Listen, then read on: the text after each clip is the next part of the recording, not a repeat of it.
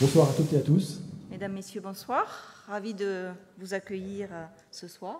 Voilà, on est très heureux que vous ayez répondu aussi nombreux à notre invitation. C'est toujours un moment important pour nous, cette Assemblée Générale, où on est en contact avec nos sociétaires. Donc on espère que ce qu'on va vous communiquer aujourd'hui va vous satisfaire et vous intéresser. 2022, vous allez le voir au cours de notre AG, s'inscrit dans la continuité de 2021. Les résultats confirment le rebond amorcé après la crise sanitaire, et ce, en dépit d'un contexte international difficile, en raison notamment du conflit en Ukraine et de la crise énergétique qu'il a entraîné.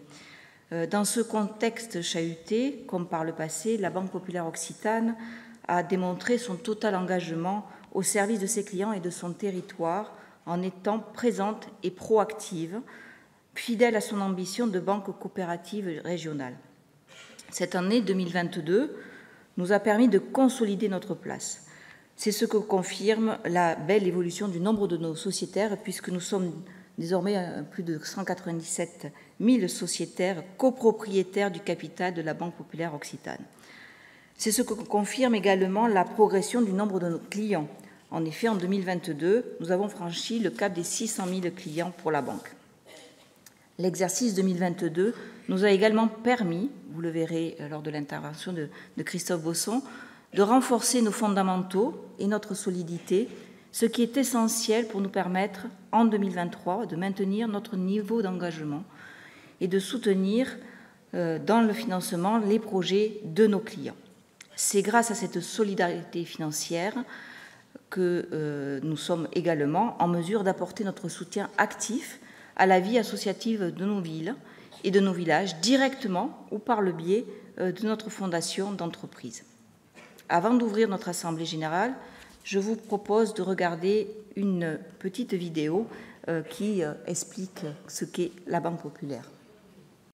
Et si une banque était fondée sur la coopération ? Elle renforcerait son efficacité, comme ces entrepreneurs à la fin du 19e siècle qui se sont regroupés pour créer leur propre banque. Un modèle original qui a su évoluer et s'adapter avec succès tout au long du XXe siècle. Cette banque, c'est la Banque populaire. Aujourd'hui, symbole de cette réussite, elle est propriétaire du deuxième groupe bancaire en France, ce qui lui permet de compléter son expertise et d'accompagner ses clients à l'international. La Banque populaire est la première banque des PME, la deuxième banque des artisans et des commerçants. Elle est un acteur majeur de la création et de l'accompagnement des entreprises.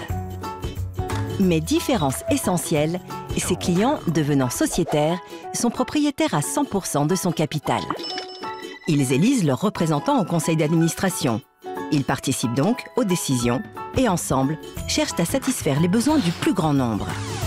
C'est ça, une banque coopérative. La Banque populaire développe une stratégie de long terme en consacrant une part de ses bénéfices au développement de son activité et à celui de sa région. Une à la rémunération des parts sociales et une autre part à des réserves impartageables qui assurent sa pérennité au fil des générations. Et si la proximité était la première priorité de cette banque? C'est sa principale caractéristique. Son objectif est de répondre toujours mieux aux besoins de ses clients grâce à ses conseillers recrutés localement avec un siège social en région pour offrir une plus grande rapidité d'action et des circuits courts de décision. Engagée depuis toujours sur son territoire, cette banque tisse aussi des liens solides avec tous les acteurs et décideurs de l'économie locale qui y jouent un rôle important. Bien implantée, elle peut ainsi mieux accompagner les porteurs de projets. En réinvestissant l'épargne collectée dans des projets locaux, elle stimule son propre développement. Elle favorise ainsi le dynamisme économique et social de sa région, notamment en accompagnant la création d'entreprises et d'emplois. Et si cette banque vous accompagnait dans la durée? C'est l'une de ses différences. Chacune de ses actions respecte les intérêts de toutes ses parties prenantes, clients, sociétaires et salariés. Elle s'applique à faire preuve de transparence vis-à-vis d'elle. Fidèle à ses valeurs, elle s'engage dans des actions dépassant son activité de banquier. Elle se mobilise notamment en faveur de ses territoires et de toute la société aux côtés des acteurs locaux, en faveur de l'éducation, de l'insertion par l'emploi, de la création d'entreprises ou encore pour le microcrédit professionnel. Employeur local, elle réalise aussi l'intégralité de ses investissements dans sa région. C'est ça, une banque au service de ses territoires.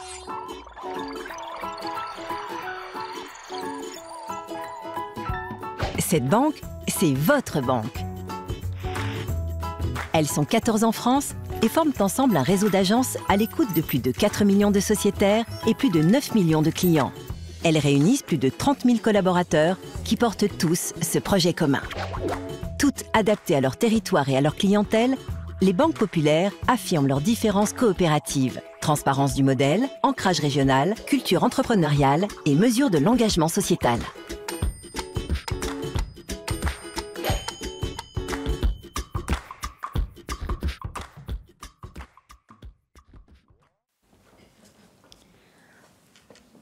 Être une banque coopérative, régionale et responsable, c'est avant tout respecter les intérêts de tous ceux qui participent à la création de la richesse de nos territoires. Clients, sociétaires, collaborateurs et plus largement acteurs locaux. C'est faire preuve d'engagement, de responsabilité, de transparence vis-à-vis de vous. J'enchaîne après ce petit film pour dire combien c'est important votre présence ici ce soir et la continuité, la pérennité que l'on amène par le sociétariat. C'est un engagement de vous-même à soutenir l'économie locale par notre modèle mutualiste. Il est très important et il faut le faire rayonner. Vous êtes les premiers acteurs de cette banque parce que vous lui donnez les moyens d'être ce qu'elle est, de travailler sur son territoire. Nous sommes une banque régionale sur 8 départements et nous comptons sur vous pour faire vivre cette banque.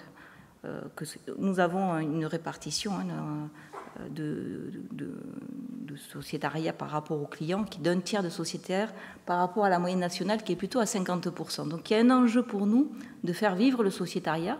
Nous avons lancé certaines opérations récemment pour pouvoir mieux faire vivre le sociétariat. Pour autant, vous êtes aussi les acteurs de ce sociétariat et de le faire vivre pour que la banque soit pérenne dans le temps.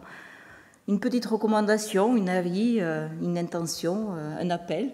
N'hésitez pas peut-être à faire connaître cette particularité de votre banque auprès de, ne serait-ce que des membres de votre famille, de vos enfants, de vos petits-enfants, qui peuvent devenir sociétaires pour quelque part et s'engager comme cela à faire vivre notre modèle dans le temps, je dirais, par rapport à d'autres modèles qui existent, il y a besoin de diversité dans le monde bancaire. Pour autant, le modèle mutualiste est très important pour pouvoir gérer ces circuits courts. L'argent qui est collecté par votre biais sert à financer l'économie locale. Et c'est vraiment quelque chose d'important, ça évite les risques et c'est la pérennité dans le temps long, puisque les banques populaires, c'est plus de 100 ans d'existence, et ça a été créé par des entrepreneurs qui ne trouvaient pas l'accès au financement à l'époque et qui se sont dit on se met ensemble pour pouvoir avoir accès au crédit. Eh bien, plus de 100 ans plus tard, ça existe toujours. C'est vous les porteurs c'est nous, parce que je suis sociétaire, je vous représente, qui sommes les porteurs de ce projet. Et moi, j'ai l'ambition de le faire vivre dans le temps. Donc, je fais un petit appel. Voilà, il faut que nous puissions pérenniser. Et n'hésitez pas à en parler aux plus jeunes. En termes de génération, il nous faut aussi renouveler notre sociétariat. Donc, je compte sur vous. Et je dois vous avouer que je suis particulièrement heureuse d'être ce soir à vos côtés pour partager et défendre vraiment cette banque, ces valeurs mutualistes qui font notre ADN, qui font notre raison d'être, ensemble, engagés et solidaires pour donner vie au projet de nos territoires. Donc, après cette petite introduction et puis ce petit appel à sociétariat, je lance l'ouverture de cette assemblée générale et donc cette assemblée a été convoquée selon les règles en vigueur, légales et statutaires, par lettre nominative, puis par avis publié dans un journal d'annonce légale. Nous devons constituer un bureau, donc je vous propose à ce bureau, bien que ce soit Christophe Bosson, notre directeur général de la Banque populaire occitane, qui sera secrétaire de séance, le collège des commissaires aux comptes PwC et KPMG, régulièrement convoqué et représenté ce soir par Alexandre de Paris pour KPMG et Aline Fay-Châtelard pour PwC. Mesdames Patricia Catalo et Vanessa Desbon, administratrices, je vous propose que vous soyez les scrutatrices de cette séance. Je présiderai donc l'Assemblée générale en tant que présidente du conseil d'administration.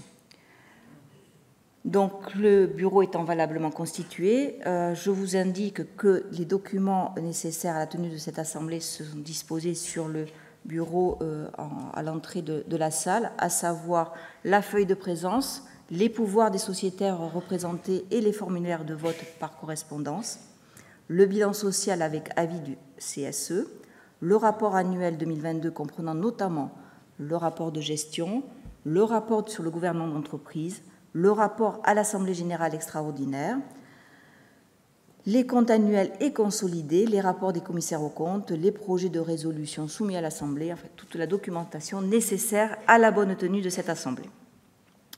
Donc l'ensemble de ces documents dont les sociétaires peuvent demander la communication ou exercer le droit de consultation a été mis à disposition dans les délais prescrits par la loi.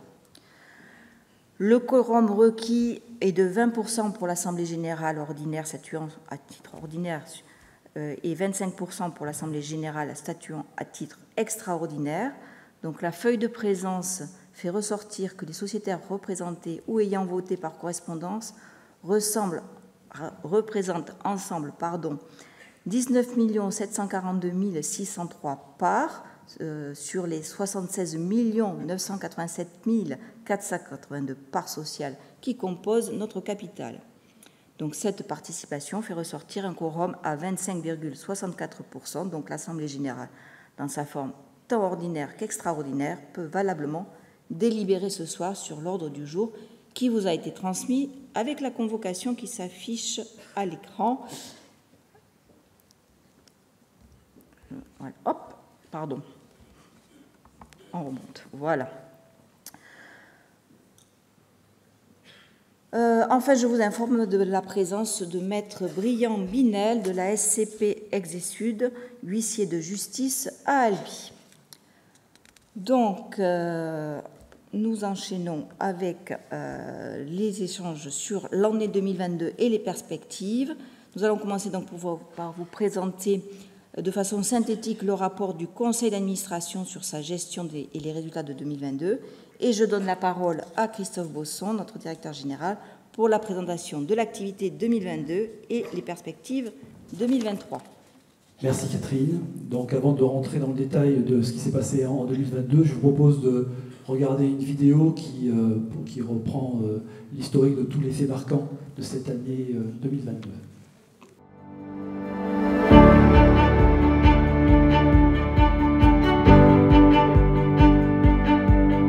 Depuis toujours, grâce au maillage important de nos 8 départements, nous avons tissé des liens étroits avec nos clients et avec les acteurs du développement local et de la vie associative de nos villes et de nos villages. Cultiver cette proximité, c'est investir en permanence dans nos locaux pour les rendre plus accueillants et mieux adaptés au mode de vie de nos clients, ainsi qu'aux contraintes énergétiques.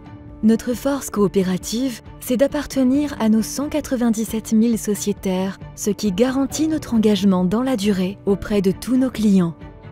Notre force de banque coopérative, c'est d'utiliser l'épargne collectée auprès de nos clients, ici, sur nos 8 départements pour financer les projets portés par les acteurs, particuliers, professionnels, entreprises de notre territoire. En 2022, nous avons ainsi accompagné la dynamique économique en finançant près de 57 000 projets de nos clients pour un montant historique de 4,2 milliards d'euros, hors PGE, dont la moitié sous forme de crédits immobiliers. Nous avons pu le faire grâce à une collecte d'épargne dynamique qui a permis une progression sensible de nos encours de plus 0,6 milliards, plus 4,1%, soutenue plus particulièrement par notre collecte en épargne liquide, plus 0,3 milliards. Notre politique active de soutien à l'économie et aux projets de nos clients nous a permis de passer le cap des 600 000 clients. À fin 2022, grâce à ces belles performances, nos parts de marché s'établissaient à 12,92% pour les dépôts et 15,82% pour les crédits. À la Banque populaire occitane, les ressources sont avant tout humaines. Être engagé et solidaire de son territoire, c'est également favoriser l'emploi local. En 2022, nous avons maintenu un niveau élevé d'embauche de nouveaux talents, notamment grâce à l'alternance. Nous avons accompagné les évolutions professionnelles de plus de 600 collaborateurs en veillant avec une attention toute particulière à faire progresser l'égalité homme-femme. Soutenir l'économie locale, c'est avant tout favoriser les fournisseurs locaux chaque fois que possible. 74% de nos fournisseurs sont implantés sur nos 8 départements. Participer à la vie de son territoire, pour une banque coopérative, au-delà de notre fonction économique, c'est soutenir et s'impliquer dans la vie associative de nos villes et nos villages. Nous le faisons grâce au dynamisme de notre fondation. En 2022, elle a accompagné 81 projets dans 6 domaines pour un montant total de 322 000 € en mécénat. La banque s'est mobilisée auprès de 400 acteurs du sport et de la culture pour 1,2 million d'euros, dont plus de la moitié en accompagnement des clubs sportifs de tout horizon sur nos 8 départements. En 2022, nous avons renforcé notre engagement historique auprès de l'association Hôpital Sourire, qui collecte des fonds pour apporter du bien-être aux enfants et aux personnes fragilisées par la maladie, à Toulouse et dans ses 3 antennes d'Albi, Cahors et Castres. En effet, une collaboratrice de la banque a été détachée à mi-temps pour en assurer la présidence. Être engagé auprès de ses clients, c'est leur apporter le conseil, l'expertise et les services dont ils ont besoin. Plus de 97% des collaborateurs ont suivi au moins une formation en 2022. Notre expertise en agence s'est encore renforcée avec la création de 25 postes de consultants auprès des très petites entreprises. En 2022, notre dynamique commerciale, notamment dans le domaine du crédit immobilier, nous a permis de renforcer notre place sur le marché des particuliers. Ainsi, MaPop Habitat, notre structure dédiée aux relations avec les prescripteurs immobiliers, a enregistré en 2022 une année record avec 4 215 dossiers acceptés pour 622 millions d'euros distribués. Les financements verts destinés à la rénovation énergétique et à l'achat de véhicules propres connaissent une augmentation de 21,7% par rapport à 2021. La dynamique de notre offre, couplée à la proximité des équipes, a accentué notre ancrage historique sur la clientèle des professionnels. Pour optimiser leur quotidien bancaire, nous avons lancé Suite Connect, la solution d'agrégation de comptes qui permettent aux professionnels de consulter l'ensemble de leurs comptes bancaires, toutes banques confondues. Être une banque régionale, c'est être en proximité avec ceux qui font vivre nos terroirs. Avec 114 millions de financements à notre agriculture et 514 nouveaux clients agriculteurs, notre banque a confirmé sa place d'acteur historique sur ce marché. Nos expertises à destination des entreprises se renforcent. Ainsi, en matière de capital développement, une opération sur 4 de notre territoire est réalisée par Multicroissance et Sud Croissance, filiale de notre banque. Par ailleurs, un nouveau pôle d'expertise de conseil en financement structuré a vu le jour en 2022 pour permettre de couvrir l'ensemble des métiers de l'ingénierie financière. NextInnov, notre structure dédiée aux startups et entreprises innovantes, confirme son dynamisme avec une progression de 22% de son portefeuille de clients. En matière de promotion immobilière, nous avons financé un logement neuf sur 4 de l'agglomération toulousaine. En 2022, notre plateforme téléphonique Allo10 a traité plus de 300 000 appels et près de 160 000 mails. Par ailleurs, nous avons encore amélioré nos parcours digitaux, toujours plus sécurisés, permettant de réaliser de plus en plus d'opérations en toute autonomie et ainsi de choisir le montant et le canal de relation avec son conseiller. En 2022, nos clients particuliers ont découvert le nouveau site internet relooké, des espaces de souscription en ligne rénovés et de nouvelles fonctionnalités permettant d'optimiser la gestion des comptes. Quant à nos clients professionnels, ils ont bénéficié du déploiement d'une nouvelle version de l'application Mobile Pro. Parce que la question climatique est une priorité pour tous, la Banque Populaire Occitane est mobilisée à plus d'un titre. En tant que banque, en accélérant et accompagnant la transition énergétique de nos clients. En tant qu'entreprise, en réduisant notre empreinte carbone. En tant qu'entreprise coopérative régionale, en soutenant par le mécénat les actions en faveur de l'environnement. La Banque Populaire Occitane s'inscrit dans l'ambition du groupe BPCE d'atteindre la neutralité carbone à horizon 2050. Pour y parvenir, nous avons engagé un ambitieux programme sur plusieurs leviers. En matière d'immobilier, depuis plusieurs années, nous travaillons à l'amélioration de la performance énergétique de nos bâtiments. Nous veillons à réduire nos consommations énergétiques, grâce à la domotique notamment. 50% de l'électricité consommée est issue des énergies renouvelables. Nous accélérons la transformation de notre parc de véhicules vers davantage d'électrique. En matière de numérique, nous investissons dans du matériel dont la durée de vie est plus longue et de moindre consommation d'énergie. La promotion du vote en ligne pour l'Assemblée générale nous permet de réduire durablement notre consommation de papier. Au dernier trimestre 2022, la Banque populaire occitane a annoncé le lancement de la Banque de la transition énergétique, BTE by BPOC, avec pour ambition de devenir un acteur de référence de la transition énergétique. Cet outil, qui sera en place courant 2023, répond à un enjeu fondamental: garantir en circuit court que l'épargne verte collectée localement soit entièrement utilisée en bénéfice de projets locaux de transition énergétique. La mission de la BTE by BPOC sera d'accompagner, de simplifier et mettre en œuvre des solutions durables pour tous ses clients à des financements sur mesure, avec l'appui d'un réseau de partenaires experts publics ou privés. En mécénat direct, la banque a accompagné l'Institut Saint-Jacques, qui émane du CHU de Toulouse, pour ses travaux sur le retraitement des déchets des urgences. Le projet de bateau laboratoire PolarPod, initié par Jean-Louis Etienne, dont l'expédition permettra, à partir de 2024, d'étudier la capacité de l'océan Antarctique à réguler le climat. La ville de Toulouse, en participant au plan Toulouse 100 000 arbres, en finançant la végétalisation du centre aéré de pêche David. Elle a aussi installé 4 ruches sur son site de Balma, dans le cadre d'un partenariat avec la SAS Bisou. Par ailleurs, en 2022, 7 associations ont été soutenues par la Fondation Banque populaire occitane pour leurs projets en faveur de l'environnement.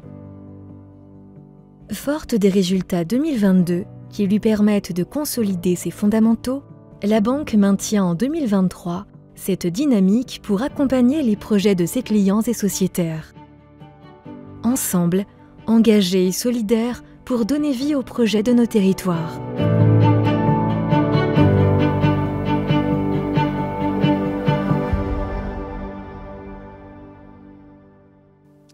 Voilà, vous avez vu que l'année 2022 est un excellent millésime, hein, il s'est passé beaucoup de choses. Et cette vidéo s'est terminée sur les résultats de la banque. Ce que je vous propose, c'est qu'on les reparcourt rapidement, hein, pour vous donner quelques explications sur les différents postes de notre compte de résultats. Si on commence par le chiffre d'affaires, hein, de la banque, qui s'appelle le PNB, vous voyez qu'on est à 401 millions de PNB. Ça veut dire que la banque, en 2022, a passé un seuil, qui est le seuil des 400 millions. Il y a quelques années, elle faisait encore 350 millions de PNB. Donc il y a eu vraiment 2 années très dynamiques en termes d'augmentation de PNB, puisque là on progresse de 3 à 8%, et on avait progressé de presque 10% entre 2021 et 2022. Donc une belle dynamique sur notre banque. Pour réaliser le PNB, vous avez 2 moteurs. Vous avez un premier moteur, c'est ce qu'on appelle la marge d'intérêt, c'est-à-dire la différence entre le produit des intérêts de crédit et les intérêts de ressources. Et vous voyez qu'on a été étal à peu près par rapport à l'année d'avant, pour une raison très simple, c'est que vers la fin de l'année, ce moteur a beaucoup ralenti avec l'arrivée de l'inflation, qui a eu un impact sur la hausse des coûts des ressources. Je vous ferai une explication tout à l'heure pour vraiment vous faire comprendre et faire toucher du doigt ce qui se passe aujourd'hui dans le secteur bancaire, notamment en 2023. Le deuxième moteur, c'est le moteur des commissions, où là, en revanche, vous voyez la dynamique commerciale de la banque, puisqu'on est sur des progressions très fortes, hein, à plus de 7%. Donc c'est là où tout l'équipement de nos clients, toute l'augmentation de nos clients se traduit avec ce chiffre en pleine évolution très favorable. Donc ça, c'est le PNB. Ce PNB, il est pour couvrir des charges, déjà pour les charges de personnel. Donc vous voyez qu'on est aussi en légère progression à 1,6%. En fait, ce qui s'est passé en 2022, c'est qu'on a eu une vraie politique salariale volontariste pour accompagner la montée en compétences, hein, au niveau de nos collaborateurs et collaboratrices, parce que nous partons du principe que pour pouvoir répondre vraiment à vos besoins, il faut que nous soyons avec des équipes bien informées, bien formées. Et donc, il s'est passé au niveau de la banque des des programmes de formation très, très forts pour les aider à monter en compétences, plus après derrière, un accompagnement salarial pour les récompenser de cette montée en compétences. Et puis, si vous vous remettez dans le contexte, vous vous rappelez qu'il y avait un vrai sujet sur le pouvoir d'achat au niveau des salariés, avec une inflation qui montait très très fort. Et donc, on a été aussi confronté à cette situation. Et pour accompagner nos collaborateurs, nous avons mis en place une PPV, vous savez, la fameuse prime pouvoir d'achat, en octobre, de 1 700 € par personne. Comme on est à peu près 2 000 dans la banque, ça fait 3,4 millions qui n'étaient pas prévus dans notre budget. Donc, c'est aussi ce qui a provoqué la hausse légère de nos frais de personnel. Dans les frais, vous avez aussi les frais de gestion, on va dire le train de vie de la banque, qui là aussi a progressé. Il a progressé pour un élément qui est un élément, on va dire, d'investissement, c'est-à-dire qu'au niveau du groupe, ce qu'on a voulu faire, c'est aller plus loin dans les investissements informatiques pour développer la data, qui est vraiment un domaine dans lequel nous pensons, nous les banques, qu'on a notre rôle à jouer dans les années qui viennent. Et donc, on a augmenté nos budgets de développement, alors que ce n'était pas forcément prévu au départ, pour se mettre vraiment dans cette logique dynamique que je viens d'évoquer. Et puis, on a eu aussi, vous le savez, une forte augmentation des coûts de l'énergie. Et donc, on l'a absorbé comme tout le monde, et ça se traduit par cette hausse au niveau des frais généraux. Donc, vous avez un PNB, c'est-à-dire le chiffre d'affaires, qui progresse de 3,8, et vous avez les frais de gestion qui progressent de 3,3. Ça veut dire qu'on est sur un cercle vertueux où le chiffre d'affaires progresse plus vite que les charges, ce qui fait qu'on a un coefficient d'exploitation. Alors, le coefficient d'exploitation, c'est un indicateur qui calcule que pour 100 de PNB, combien il faut de charges. Donc, plus, bien évidemment, cet indicateur est bas, plus la banque est productive. Donc, vous voyez que sur 2022, on a baissé notre coefficient d'exploitation de 0,3, donc on a été encore plus productif qu'en 2021. Et puis, sur le compte de résultat, vous avez un élément qui est super important, c'est le coût du risque. Donc, vous le savez, on entend beaucoup parler depuis la crise sanitaire. On attend une montée forte du coût du risque suite à tous ces impacts qui ont eu lieu au niveau du Covid. Et puis finalement, jusqu'à présent, ces impacts ne sont pas vraiment arrivés. Mais ça ne nous empêche pas, nous, de nous prémunir éventuellement des risques qui proviendraient plus tard. Et donc c'est pour ça qu'on a notre coût du risque qui augmente un peu en 2022 de 23%, enfin qui augmente même de façon significative, 23%, mais on n'est pas dans un accompagnement d'une dégradation du risque, mais plus dans une volonté de se prémunir au cas où on ait vraiment ce retour de flamme en matière de risque. Et pour vous donner un indicateur, on est à 0,2% de notre encours de crédit, sachant que la moyenne du groupe est à peu près à 0,3. Donc, vous voyez, on est quand même sur un niveau très bas. La Banque Populaire Occitane a toujours été caractérisée par un niveau de risque bas, et ça continue, même si, encore une fois, on provisionne en prévision et en précaution des années à venir. On arrive donc sur le résultat net in fine, résultat net donc, qui se situe à un peu plus de 94 millions. Donc on est sur un résultat historique, puisque la banque n'a jamais produit ce niveau de résultat. Donc c'est toute la dynamique dont je vous ai parlé, avec une maîtrise des charges, qui fait qu'on arrive sur ce résultat très encourageant pour la banque, qui a un intérêt pour nous, c'est de consolider tous les fondamentaux de BP Occitane pour justement lui permettre de traverser une période qui va être plus compliquée, qui est 2023, sur laquelle je reviendrai tout à l'heure pour vous expliquer quels sont nos enjeux. Avant, ce que je voudrais faire, c'est faire une focale sur quelques sujets qui nous tiennent à cœur et qui vous donnent, on va dire, un élément d'appréciation du fonctionnement de notre banque. La première chose, c'est qu'on est une banque coopérative régionale de proximité. C'est un modèle auquel on est tous attachés, la présidente, le conseil d'administration, les salariés. C'est vraiment un modèle auquel on croit beaucoup. Et contrairement à ce qui a été dit il y a quelques années, c'est un modèle qui a un grand avenir. On a vu qu'il a très très bien fonctionné pendant la crise sanitaire, parce que justement, il y a cette notion de proximité. Et cette notion de proximité, en fait, elle joue à deux niveaux. Elle joue d'abord sur la proximité géographique. Donc c'est ce que vous voyez à l'écran. En fait, notre colonne vertébrale, c'est notre réseau d'agences. Et moi, ce que je voudrais vous dire ce soir devant vous, c'est que on n'a aucune intention de réduire notre nombre de points de vente. On est vraiment attaché, au contraire, à l'entretenir, ce réseau, et à faire en sorte qu'on soit toujours présent dans tous les territoires. Vous savez qu'on couvre 8 départements, dans tous les territoires de la banque, y compris dans le Tarn, mais aussi dans d'autres territoires, comme l'Aveyron qui est à côté. Et c'est une vraie priorité pour nous. Et vous le voyez dans les exemples qui sont donnés en dessous. Alors, malheureusement, pour cette année, il n'y a pas d'agences qui sont dans le Tarn, mais ça viendra, puisque c'est un tour logique qui est fait en termes de travaux. Mais vous voyez qu'on investit beaucoup pour maintenir nos agences dans un confort intéressant pour nos clients et nos collaborateurs. Et puis, on a un indicateur aussi pour montrer la force de notre maillage. Vous voyez à l'écran, c'est 1 point de vente pour 16 000 habitants. La moyenne du groupe, c'est 1 pour 23. Donc vous voyez qu'on est vraiment très, très présent sur le territoire. Et vous l'avez vu dans le film, on a des parts de marché qui sont importantes, en crédit et en ressources. 15 d'un côté et 13 de l'autre. Ce sont des parts de marché les plus importantes du groupe qui sont corrélées complètement à ce maillage du territoire. Donc ce n'est pas un hasard. Ces parts de marché proviennent de notre proximité géographique. Et on est vraiment dans cette logique de même éventuellement de trouver d'autres types d'activités à mettre dans nos points de vente pour faire en sorte qu'on puisse les garder le plus longtemps possible et qu'on puisse les garder, y compris dans des endroits un peu plus ruraux que ceux que l'on a l'habitude de voir. Voilà, ça c'est un message que je voulais vous faire passer ce soir, qui est pas forcément le message partagé par tous nos concurrents. En termes de proximité, vous avez une deuxième proximité, c'est la proximité relationnelle. Et cette proximité relationnelle, en fait, elle permet de bien connaître les clients. Et quand on connaît bien les clients, eh bien, on est en anticipation et on peut accompagner et financer leurs projets.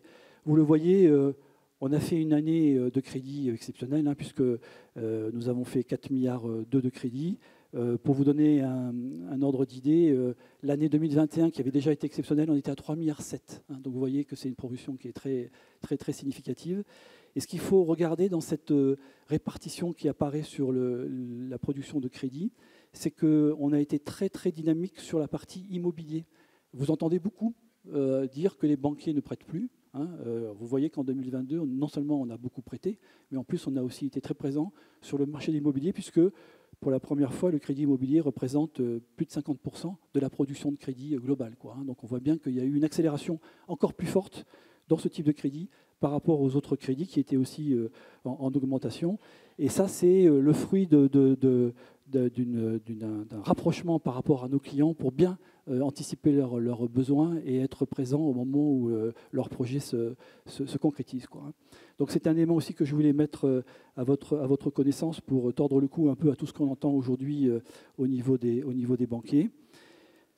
Autre sujet, pour pouvoir être dans cette proximité relationnelle, eh bien, il faut effectivement que nos collaborateurs soient compétents. J'en ai parlé tout à l'heure dans l'approche salariale, mais c'est aussi, comme je vous l'ai indiqué, beaucoup d'investissements en termes de formation. Donc, vous le voyez, nous sommes à 10% de la masse salariale. La loi nous oblige à être à 3%. Donc, vous voyez qu'on a largement dépassé le réglementaire. Et puis, comme ça a été indiqué dans le film, 97% des collaborateurs ont reçu une formation. Donc, c'est vraiment notre priorité aujourd'hui de faire en sorte que tout le monde soit à niveau pour pouvoir encore mieux accompagner vos besoins. Et pour continuer dans cette logique-là, on a aussi renforcé nos filières d'expertise en créant des postes au niveau du particulier et au niveau du pro, pour faire en sorte que dans la banque, ceux qui ont envie de progresser, de faire carrière en faisant que de l'expertise, parce que pas forcément attirés par le management, eh bien, elles puissent avoir une carrière aussi longue dans l'expertise et apporter en plus leur contribution à la qualité du service de notre banque. Et puis, un dernier point aussi, on est confronté au niveau de la banque, comme toutes les entreprises dans tous les domaines, à une crise de vocation. Vous voyez que c'est un sujet aussi qui est souvent évoqué dans les médias. Et on a de plus en plus de mal dans la banque à embaucher notamment des jeunes. Et donc, ce que nous avons fait, c'est que nous avons essayé de trouver des solutions innovantes. Et donc, nous avons mis en place un système de recrutement sur des personnes à maturité professionnelle, c'est-à-dire des gens qui ont passé un certain âge, et qui n'ont pas forcément une expérience de banquier, et que l'on va donc recruter sur plutôt des qualités relationnelles, comportementales, c'est-à-dire des personnes qui savent faire preuve d'empathie vis-à-vis de leurs clients, qui savent les écouter, qui savent comprendre leurs besoins. Et puis, on va les former à la partie bancaire avec un programme de formation très dense qui fait que finalement, ce sont plutôt des bons commerciaux, des bons vendeurs qui vont devenir banquiers avec en plus une expérience, généralement dans une autre activité commerciale, de vente. Hein, ça peut être, je sais pas moi, des ventes de vélos ou des ventes de voitures ou ce que vous voulez, mais qui a vraiment déjà eu cette expérience qui leur donne quand même un avantage très fort en termes de positionnement. Et donc on a commencé à le faire l'année dernière parce qu'on avait des besoins importants. Hein. Notre objectif, c'est de faire en sorte que tous les postes dans le réseau soient couverts. Et on a embauché à peu près une 60aine de personnes. Et je dois vous dire que c'est vraiment une expérience très, très favorable. D'abord, ces personnes sont très contentes de venir travailler dans la banque. Nous, on est très contents de les recevoir. Et les clients aussi. Donc, c'est vraiment une relation gagnant-gagnant. Et donc, on va continuer à développer ce système. Et on a rajouté une dimension, c'est que ce sont les dirigeants locaux au niveau de nos territoires, les directeurs de groupe, les directeurs de SAG, qui peuvent coopter ce type de profil, c'est-à-dire dans leur vie repérer des profils tels que je viens de vous les décrire et donc les proposer à la DRH pour les inscrire dans un parcours de recrutement. Et donc c'est eux qui, quelque part, choisissent les types de profils qui peuvent après revenir dans leur groupe ou dans leur SAG pour pouvoir occuper des postes qui sont libérés, quoi. Donc c'est un système vraiment où tout le monde est gagnant. Et franchement, je suis très fier de ce qu'on a mis en place et je suis surtout très content des résultats et on va le pérenniser. Je pense qu'on est la seule, voire une des seules banques à travailler dans ce sens-là. Et vous avez vu que c'est important parce qu'en plus, on a une pyramide des âges qui est très ouverte sur le haut. Ça veut dire qu'il y a beaucoup de départs à la retraite. Donc on a besoin d'embaucher beaucoup. Vous voyez qu'on embauche à peu près 150-160 personnes par an. Donc voilà, il faut qu'on arrive à trouver des personnes qui restent dans la banque, qui s'intéressent à notre métier et qui ont envie de répondre et de servir les clients et les sociétaires. Dernier point sur lequel je veux insister, on en a parlé tout à l'heure dans le film. Vous savez que le sujet de la RSE est un sujet d'actualité. D'ailleurs, on aura l'occasion tout à l'heure d'en entendre Chloé Dambédian en parler. On a saisi une initiative qui a été prise dans une autre banque, qui est la BP Aura, donc de la région Rhône-Alpes, Auvergne-Rhône-Alpes. Et on a créé une entité qui s'appelle donc Banque de la transition énergétique. Notre souci, notre volonté, c'est de faire en sorte que les clients qui déposent leurs ressources sur un compte ou un livret BTE soient certains, assurés que cet argent, il va financer la transition énergétique sur notre territoire. Donc il y a un vrai engagement qui est pris au niveau de la banque.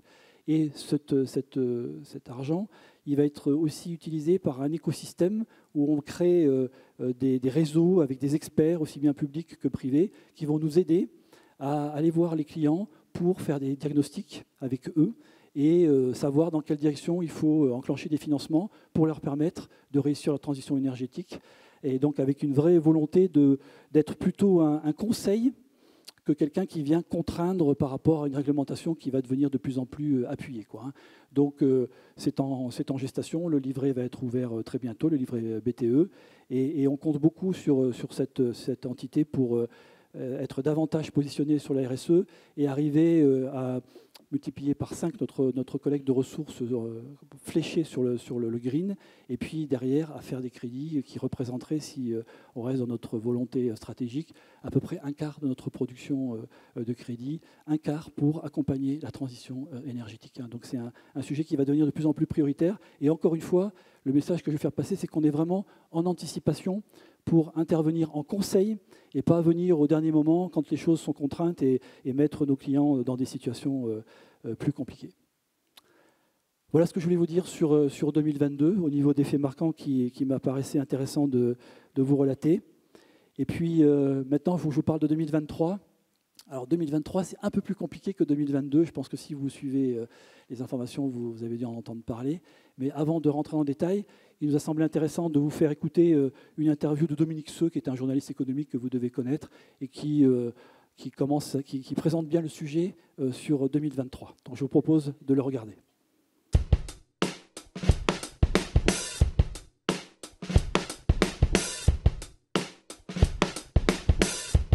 Ce qui a caractérisé l'année 2022, ce sont deux paradoxes. Le premier paradoxe, c'est que la macroéconomie a été en difficulté, mais la microéconomie ne l'a pas vraiment été. La macroéconomie, c'est l'état global du pays, la France, mais aussi de l'Europe, évidemment à cause de la guerre en Ukraine. Et nous avons eu des grandes inquiétudes sur les niveaux de croissance, sur les ralentissements, sur l'inflation. Mais la bonne nouvelle, c'est qu'à la fin de l'année, les résultats des entreprises, de la plupart des entreprises, ont été bons, voire excellents. Pourquoi? C'est parce que ce sont les États qui, globalement, ont pris la paume de la hausse des prix de l'énergie. Et l'inflation, qui a été considérable, qui est une nouveauté par rapport aux 40 dernières années, a été parfois bien gérée, souvent même bien gérée par les entreprises. Et on peut dire qu'à la fin de l'année, les prix ont fait les profits. Mais évidemment, la conséquence de tout ça, c'est que l'année 2022 a été extrêmement darwinienne. C'est-à-dire qu'il y a eu une sélection entre les entreprises qui ont pu repasser les prix, les hausses de prix, et celles qui n'ont pas pu le faire. Et donc, il y a eu une grande sélectivité dans les résultats des entreprises. L'immense bonne nouvelle de 2022, pour finir, c'est que tout le monde attendait un écroulement de l'économie européenne et aussi un écroulement de l'économie russe, certains l'espéraient, mais nous n'avons eu ni l'une ni l'autre. Nous n'avons pas eu d'écroulement de la Russie et nous n'avons pas eu d'écroulement de l'économie européenne. Souvenez-vous, en ce qui concerne la France, l'industrie annonçait une récession de 10% au dernier trimestre 2022 et en fait, l'industrie a continué d'augmenter. Donc au total, cette année 2022, c'est fini bien mieux qu'on pouvait le craindre. Il y a eu des craquements bancaires au début de l'année 2023 aux États-Unis à cause de la dérégulation mise en œuvre par Donald Trump et qui a produit ses effets quelques années plus tard, et en Suisse avec Crédit Suisse. Est-ce que ça va toucher les banques européennes? On sait qu'elles ont des airbags beaucoup plus développés que leurs concurrentes américaines ou hors zone euro. Il est très probable néanmoins qu'il y aura une différence entre les retailers qui sont peut-être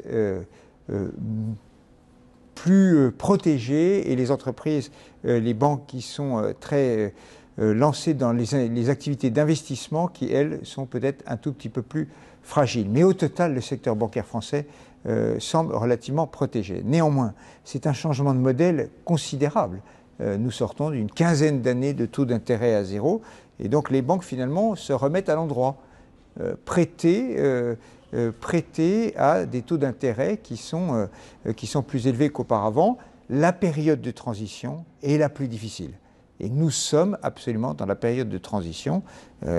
Certaines banques vont profiter de cette hausse des taux dont on peut s'attendre à ce qu'elle continue assez nettement. Les taux de crédit immobilier, on les anticipe vers 4% au début du mois de juin. Mais évidemment, c'est vous, ici, aux banques populaires, vous savez ce qu'il en est bien mieux que moi. Il y a une raison d'avoir confiance, c'est que ça ne va pas encore bien, mais ça va mieux qu'on pouvait le craindre il y a un an, au moment du début de la guerre en Ukraine. L'Europe a résisté. L'Europe a fait un travail absolument formidable de ce qu'on appelle de ressourcing sur ses matières premières énergétiques. Nous avons remplacé collectivement le gaz russe par d'autres sources d'énergie. Ça n'était pas gagné d'avance. Ça a été fait. Ça montre d'ailleurs l'incroyable force et résilience des entreprises du secteur énergétique européennes et notamment en France. Donc ça, c'est une première bonne nouvelle. La seconde bonne nouvelle, c'est que l'inflation va certes continuer à rester élevée, probablement autour de 3-4% en rythme de croisière, mais elle va décélérer. Alors il est difficile de savoir si c'est à partir de l'été prochain, de la fin de l'année, mais nous allons avoir une inflation qui se régule. Le dentifrice va rentrer à moitié dans le tube. Voilà, il ne va pas rentrer totalement dans le tube. Il est très probable nous avons une inflation qui va devenir durable pour une raison très simple, c'est que moins de mondialisation, c'est plus d'inflation. Nous allons devoir accepter de payer un certain nombre de biens plus cher. Alors, les biens alimentaires, si nous relocalisons un certain nombre de productions, mais aussi, on en parlait encore il y a quelques jours, le plan eau, la sobriété sur le gaz, la sobriété sur l'énergie, ces matières, ce qu'on appelle ces commodities vont devenir plus chères. Qui va payer? Tout le monde. Le travail, les entreprises, le capital. C'est une question de nouvelle répartition qui est en train de s'opérer dans nos pays. C'est difficile. On le voit avec le débat sur les retraites. C'est très difficile. Nous sommes dans des pays très riches, qui ont du mal à gérer ces transitions-là. Mais l'autre bonne nouvelle, malgré tout, de 2023, 2022, 2023, c'est que les démocraties ont montré qu'elles étaient résistantes face aux autocraties. Vladimir Poutine avait parié sur le fait que les démocraties seraient faibles. Elles ne le sont pas, et c'est une bonne nouvelle qui a aussi des conséquences économiques. Vous avez vu que finalement, enfin, c'est une vidéo qui est très riche en termes d'informations. Juste le point à retenir pour ce qui nous concerne, nous, ici, c'est que finalement, la conjoncture 2022 a été plutôt favorable, malgré beaucoup d'experts qui avaient prédit le contraire. Et puis 2023, malgré l'inflation, malgré certainement quelques calages à faire tels qu'exprimés par Dominique Seux, est pas si mal orienté que ça aujourd'hui sur le plan économique, ce qui n'était non plus pas forcément les prévisions de beaucoup d'experts sur la fin de l'année 2022. Et puis vous avez entendu, il a dit en fait, avec la remontée des taux, les banques se remettent à l'endroit. Hein, et elles se remettent à l'endroit, mais il y a une période de transition. Alors pourquoi il y a une période de transition ?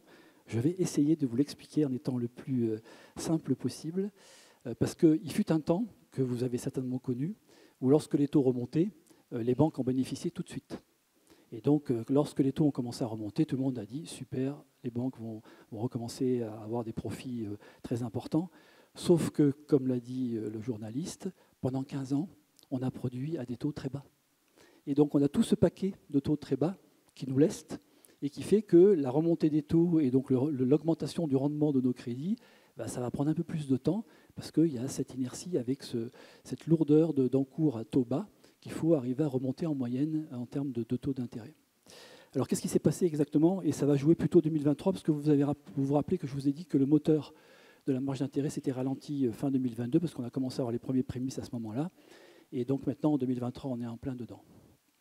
En fait, c'est l'inflation qui est à l'origine de tout. L'inflation a donc provoqué une réaction au niveau de la BCE qui est de dire, pour la juguler, on va augmenter les taux et donc réduire la masse monétaire et donc réduire les liquidités. Et les liquidités, c'est ce dont on a besoin au niveau des banques pour faire des crédits. C'est notre carburant. Et jusqu'à présent, ce n'était pas un sujet, puisque la BCE achetait beaucoup d'actifs pour que les taux soient le plus bas. Donc il y avait des liquidités sur tous les marchés. Et donc on pouvait prêter sans se soucier de savoir si on aurait le carburant ou pas. Ça tournait très bien. Et d'un seul coup, la source se raréfie. La source se raréfie, alors que nous, on continue encore à tenir notre rythme de crédit. Vous l'avez vu, on a fait une super année de crédit en 2022. Et donc finalement, on a commencé à écarter davantage les volumes de crédit par rapport aux volumes de ressources et on commençait à manquer un peu de matière, de liquidité. Et puis, les taux sont remontés. Donc le refinancement qu'on allait chercher à la BCE, il est devenu beaucoup plus cher. Beaucoup plus cher. Et comme on manquait de ressources, il a fallu aller chercher chez nos clients. Et comme on est tous allés chercher les ressources chez nos clients, ça se trouve, vous avez chacun une expérience en la matière, les taux aussi ont remonté rapidement. Donc du coup, qu'est-ce qui s'est passé ? C'est qu'on a eu une hausse très rapide du coût des ressources, avec un élément en plus français, qui est le livret A. Puisque le livret A, il est passé de 0,5 à 2% le 1er août 2022, et il est passé à 3% le 1er février 2023. Et à chaque fois, c'est une accélération du coût des ressources que la banque doit encaisser. Alors c'est très bien pour les clients, mais c'est la banque qui doit l'encaisser. Et le problème, c'est qu'en contrepartie, le taux des crédits n'arrive pas à ces niveaux-là encore, puisqu'on monte progressivement nos taux de crédit, mais si on veut faire des crédits et faire des volumes, et avec la concurrence qui agit sur nos territoires, on ne peut pas monter aussi vite qu'on le veut. Et puis il y a aussi la façon de répondre aussi à vos besoins et de ne pas être trop cher. Donc du coup, ça fait depuis le deuxième semestre 2022 qu'on a ce décalage et que progressivement, on essaye de revenir à un niveau qui soit supérieur au coût des ressources. Donc il est inutile de vous dire que si le livret A réaugmente au 1er août, vous avez entendu parler puisque la formule est basée sur l'inflation, et vous avez entendu que les banques demandaient au pouvoir public de ne pas augmenter ce taux, parce que si ça remonte encore, ça va encore nous repousser le moment où finalement on aura réussi, à force de remonter les taux sur les crédits, à combler cette hausse du coût des ressources. Donc pourquoi je vous explique tout ça ? C'est parce qu'aujourd'hui, vous avez beaucoup de banques qui, pour régler ce sujet, ont mis le pied sur le frein, en attendant que les choses se restabilisent, quoi. C'est-à-dire que les ressources reviennent au niveau des crédits. Et donc, vous avez ce qu'on appelle une sorte de mini-crédit crunch, hein, qui fait qu'il y a beaucoup de clients qui aujourd'hui ne sont pas forcément servis par leur banque lorsqu'ils ont un projet à financer. Nous, on a fait le choix inverse. Le choix qu'on a fait, c'est de dire on va utiliser tous les leviers qui sont possibles pour nous, à notre main, pour avoir des ressources, avoir des liquidités et faire en sorte qu'on continue à produire et à produire des crédits et accompagner les besoins de nos clients. Donc, on a continué à faire du crédit immobilier, par exemple. Vous entendez beaucoup, je l'ai dit tout à l'heure, les médias dire que les banques ne prêtent plus en immobilier. Nous, sur le premier trimestre, on a une production qui est supérieure à l'année dernière, quoi. Donc, on voit bien qu'on est toujours cette dynamique. Et l'idée, c'est de faire en sorte que, jusqu'à la fin de l'année, on arrive à une production qui soit de l'ordre de 3,4 milliards, 3,5 milliards. On sera en dessous de ce que vous avez vu pour 2022 parce que c'était une année exceptionnelle, mais on sera moins décalé que beaucoup de nos concurrents parce qu'on veut continuer à répondre à vos besoins et à vous accompagner, aussi bien sur le plan particulier que sur le plan professionnel, qu'au niveau des agris, qu'au niveau de la gestion patrimoniale, qu'au niveau de tous les secteurs, de la promotion immobilière, de tous les secteurs que l'on accompagne, quoi. Voilà. Donc c'était aussi un élément que je voulais porter à votre connaissance. C'est une stratégie. On est vraiment dans la logique de banque régionale de proximité. C'est-à-dire qu'on dit, nous, ce qui nous intéresse d'abord, c'est de suivre les besoins de nos clients et donc se donner les moyens de faire en sorte que notre liquidité nous permette de continuer à faire du crédit. Donc vous avez tout ça qui est résumé dans ce slide. Et en fait, si on arrive progressivement à monter notre taux de crédit, il y a un moment donné, on va rétablir l'équilibre. Et donc c'est pour ça qu'on prévoit, comme beaucoup de banques, un rebond en 2024. Et donc c'est pour ça que Dominique Seux parlait d'année de transition. Les banques se remettent à l'endroit. Hein. Donc à l'endroit, c'est avoir un taux de crédit qui soit supérieur au coût des ressources et sur des niveaux qui sont des niveaux plus hauts que ce qu'on a connu sur ces 15 dernières années. Mais avec aussi derrière des volumes qui nous permettent aussi de tenir notre cap en termes de dynamique commerciale, quoi. Donc ce rebond, il sera lié à la dynamique commerciale qu'on aura réussi à préserver tout au long de l'année 2023. Donc notre enjeu, je dis souvent aux équipes, on est un peu sur la crête, notre enjeu, c'est d'arriver à tenir cette ligne de conduite pour faire en sorte qu'on rétablisse vite l'équilibre avant la fin de l'année avec des volumes et que ça nous permette d'avoir un rebond après en 2024 qui soit beaucoup plus vertueux et beaucoup plus important que peut-être auront nos concurrents parce qu'ils ont mis le pied sur le frein, quoi. Voilà. J'espère que ça a été clair pour vous. Ce que je vous ai expliqué, c'est vraiment la situation que tout le monde connaît aujourd'hui au niveau des banques et qui fait que finalement, sur 2023, quasiment toutes les banques auront des comptes, presque toutes les banques auront des comptes en retrait. On l'a tous intégré dans nos prévisions et c'est ça qui va marquer cette année de transition 2023. Alors encore une fois, sans remettre en cause les fondamentaux, y compris chez BP Occitane, je vous l'ai dit tout à l'heure, avec les résultats que nous avons faits, nous avons des fondamentaux qui sont très solides, mais c'est juste une période de transition, et il faut que tout le monde soit prévenu qu'il va y avoir un petit trou d'air par rapport au contexte que je viens de vous expliquer. Voilà pour les sujets que je voulais aborder avec vous. Alors je ne reste pas, puisque nous sommes dans le Tarn, à faire une petite carte postale pour le Tarn. Donc vous avez derrière les chiffres du Tarn. C'est un département que l'on aime bien parce qu'on est bien implanté. Donc je salue toutes les équipes qui sont présentes ce soir. Et vous voyez, on a d'ailleurs une pondération. On est à peu près à 15% globalement de la banque, alors qu'on a 8 départements, ce serait à 12, entre 12 et 13. Là, on est à 15. C'est des départements historiques où la banque est présente depuis longtemps. Donc on est très content d'être là avec vous ce soir. Et vous voyez que ça se traduit par 88 500 clients. Vous êtes 30 500 sociétaires, 25 points de vente, agences, et puis donc 358 collaborateurs. Et donc on a un site central, puisque vous savez que dans la banque, nous avons 3 sites centraux, un à Balma-Gramont, un à Cahors et puis un à Albi. Donc on est très content d'avoir toutes ces personnes avec nous. Donc voilà, un petit bonjour amical pour le Tarn. Et puis enfin, tout ce dont je vous parle, ce ne serait pas possible sans les équipes. Donc, j'ai salué les équipes du Tarn. Je salue toutes les équipes qui travaillent avec nous au sein de la banque. Et puis, moi, je suis principalement entouré d'une équipe. C'est le comité de direction. Donc, voilà, j'aime bien vous les montrer. C'est toute l'équipe qui a chacun une responsabilité par rapport à une direction. Vous avez les noms qui s'affichent. On a deux locaux. C'est Nathalie Versini et puis Jean-Philippe Albert, qui sont installés sur Albi, donc patronne de l'audit et le patron de la direction des services bancaires. Et puis après, voilà, on est répartis sur les 3 sites. Et c'est avec cette équipe de choc qu'on va essayer de traverser 2023 dans des bonnes conditions. Voilà ce que je voulais vous dire. Et puis je pense que maintenant, on va passer à une partie un peu plus formalisée. Merci de votre attention.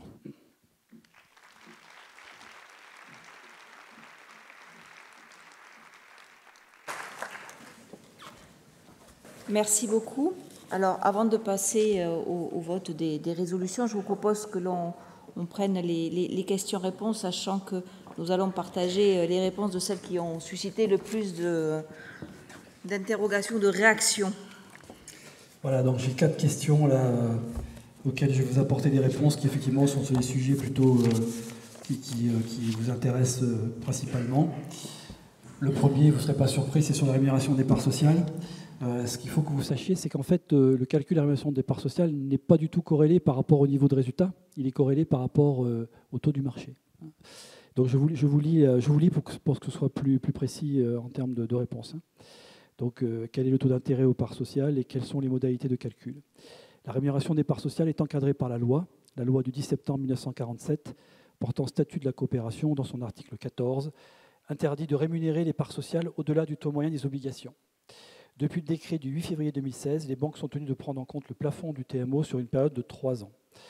Enfin, à la suite de la loi Sapin 2 du 9 décembre 2016, la moyenne des TMO sur 3 ans peut être majorée. Donc c'est ça le calcul, c'est la moyenne des TMO des 3 dernières années avec une éventuelle majoration.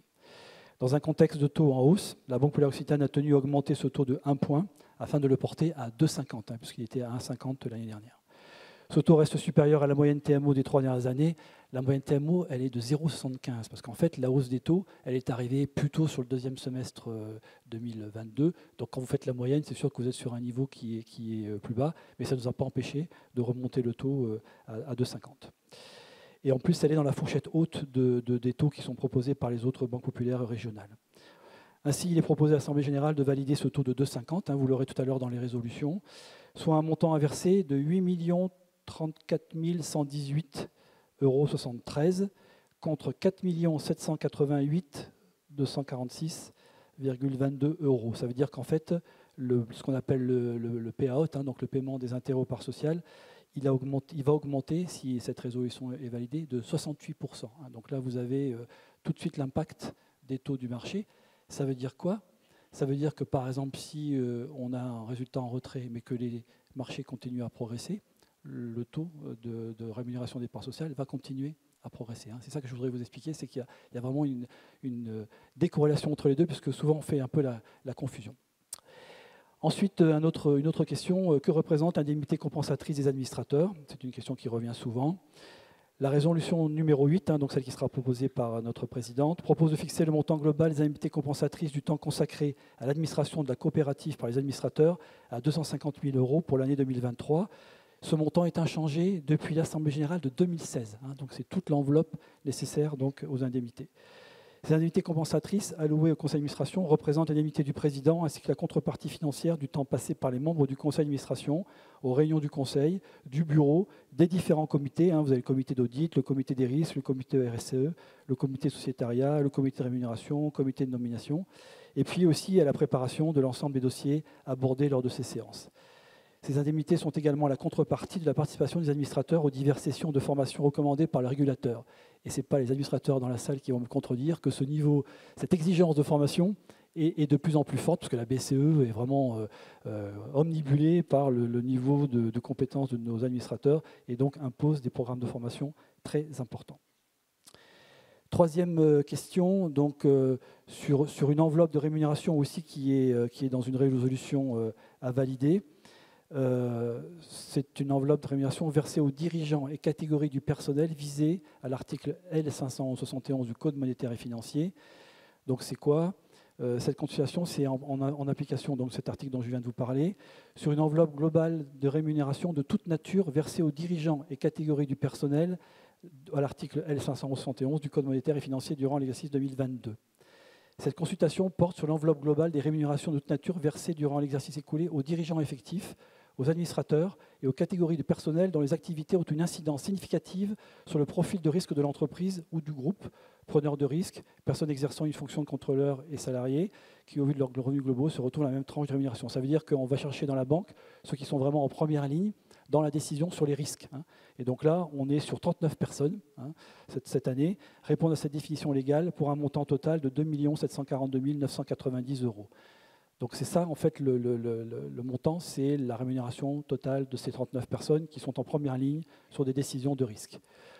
Pour les collaborateurs, comment est calculée cette somme? Pour les collaborateurs, membres du comité de direction et dirigeants effectifs BP Occitane concernés, cela correspond aux rémunérations brutes versées en 2002, donc c'est le salaire de base plus la rémunération variable, et les montants de participation, intéressement et abondement. Donc c'est vraiment la totalité des salaires qui sont versés aux collaborateurs.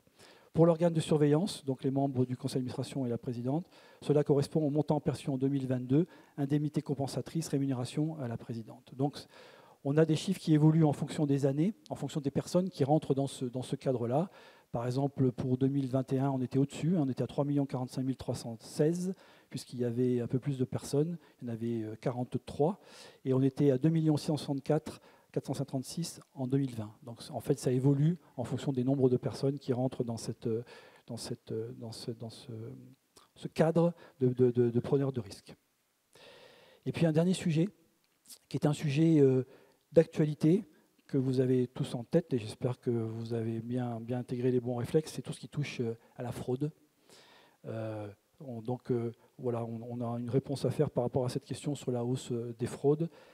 Face à la recrudescence de ce type de situation, nous alertons régulièrement nos clients et les usagers des banques à la plus grande prudence en cas d'appel téléphonique de personnes se faisant passer pour un service de la banque ou face à d'autres tentatives de fraude pouvant également être réalisées par courriel ou par SMS. Je ne sais pas si vous l'avez entendu à la radio, il y a une pub qui passe avec, un message qui passe de la fédération bancaire où vous avez un conseiller qui appelle un client en disant j'ai besoin de vos identifiants, mots de passe, et lui dit bien sûr, je vous les donne tout de suite, et puis après vous avez une alarme qui sonne, il ne faut jamais donner vos identifiants et vos mots de passe.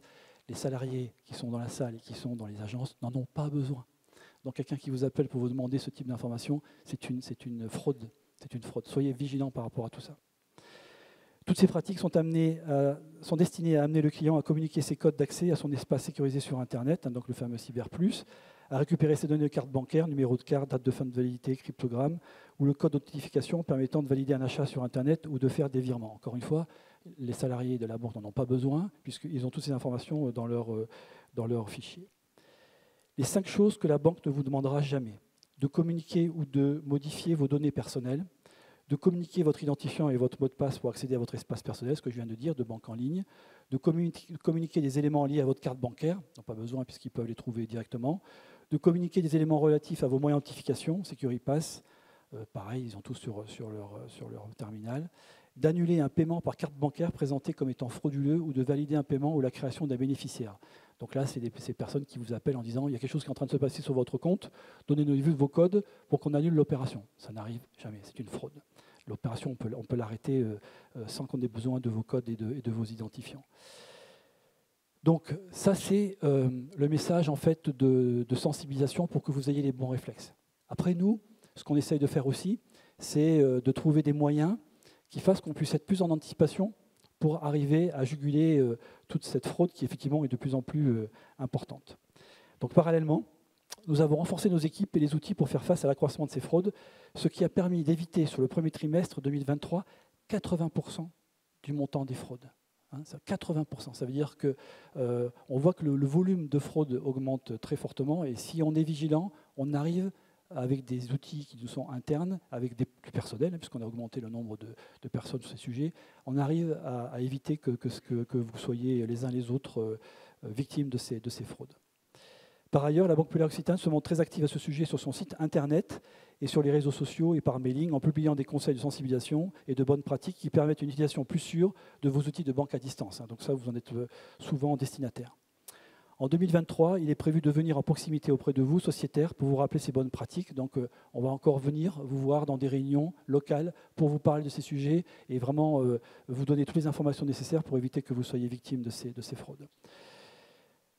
Voilà ce que je voulais dire sur les quatre questions qui étaient posées.